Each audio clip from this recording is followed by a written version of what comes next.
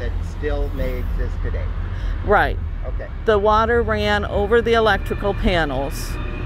When I had an electrician come out to look at it, he said he's doing a similar job, cost about $60,000 to repair it.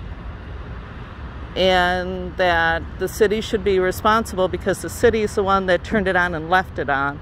They didn't realize they turned it on the wrong building, and they didn't shut it off on the building coming in.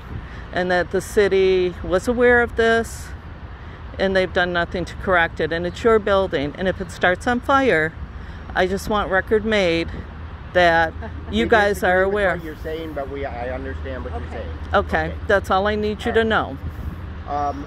So you can check on that. Will you be moving the contents out today?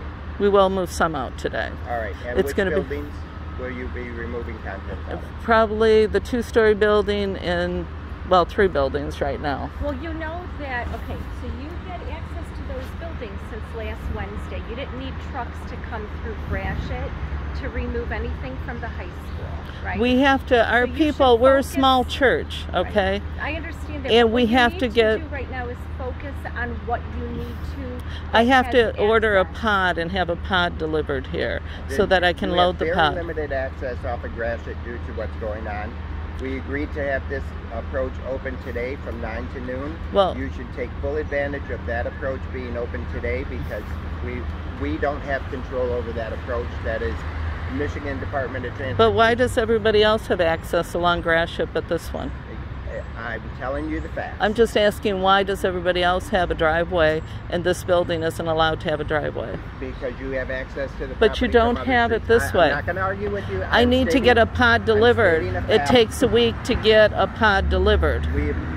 And then they have to deliver it out. Today from 9 to noon. Okay, well, is there a person we can contact about that? I am the person you can contact. Okay, because I need to be able to schedule a pod to have a pod delivered so we can fill it, so we can have. That would be done today. Well, it takes at least a week to schedule it, and then it takes time to fill it, and then you have to call them and have them pick it up. So it's not a 3-hour ordeal. I would like you to send me an email. Do you have a card? I do. Tell me what day you want to deliver the pod, and I will find out if we can make arrangements to have the approach opened up again. Thank you. So are you stating you will not be using that approach today? We will use it today, but we can't move the stuff out of there. Everything in there is going into a pod. The other in there being in the rectory. In the rectory, but you will have access to the preschool, correct, or kindergarten, that building? Yes. Because we need to get the coats and the blankets out because we have a lot of people in need. They're cold. It's getting colder. They shouldn't have been in there. Well, you had no approval to start using the building. Mike gave us approval. Mike cannot give you approval. Whether he had the authority or not. Glenn Sexton is the only person that can give you approval to use these buildings. Well, whether he had the authority or not, it's what happened. Okay. So Selma saw us moving stuff in for months and never said it was a problem. I will have a code enforcement officer here within minutes. He's with me now. I wanted to explain the lay of the land. He will be here. If you have any questions, ask him. He will get in touch with me. Okay. And Mike Messier will be here to open the doors for you. Okay. We said 9 o'clock. He told me 8:30 that he had to leave here no later than 10 after 9.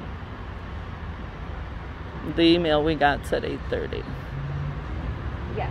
Do you know by what means the city was notified of this electrical issue and the water issue? Pastor. By what means?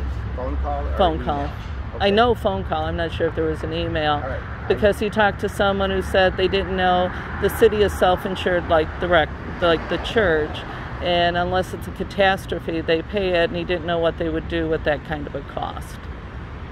I will check into that. So I just wanted to clarify it. For Mike Messier.